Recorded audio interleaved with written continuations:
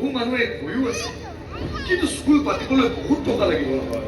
কমচে কম 6-7টামান ক্লাছৰুম বনাব লাগিব। হাইৱেৰ কাষতে মাটিডোখৰ আছে, বনাব খুজিলে তাতে বনাব পাৰে।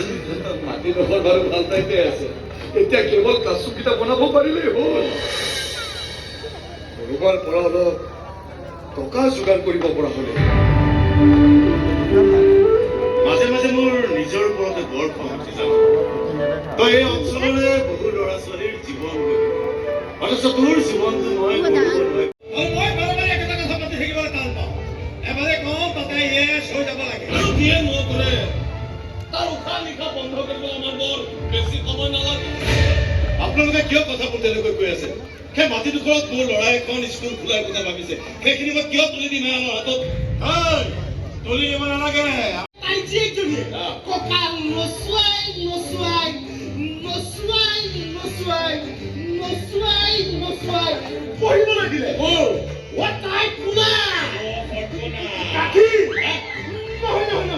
গাখীৰ দিয়া চাহ একাপো দিলে, লগতে টুকা এটাও দি পঠিয়ালে। চুলাই ধুনা মোৰ প্ৰথম উপাৰ্জন, হাত পাতি গ্ৰহণ কৰা এই অচিত তই মোক চুলাৰ উপাৰ্জন কৰি দিবলৈ মাৰি ফাদাৰ গৈ মাদাৰ হৈ যাব চিনি পোৱা নাই।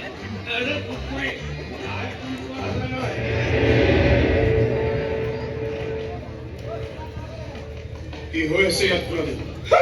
কিনো আৰু হ'ব, ফাদাৰে চব কথাতে মোকালি দি থাকে। অচি হয়তো একো জানে কৰিব নোৱাৰিলে, চবখন ফাদাৰ হৈয়ে দেখে। ৰাজা অচি পুৰা হাত ভৰিবোৰ বন্ধা থাকে, একো জানিও একো বুজিও একোডাল কৰিব নোৱাৰে। বাপেক পুৰা হাত ভৰিবোৰ খোলা থাকেতো।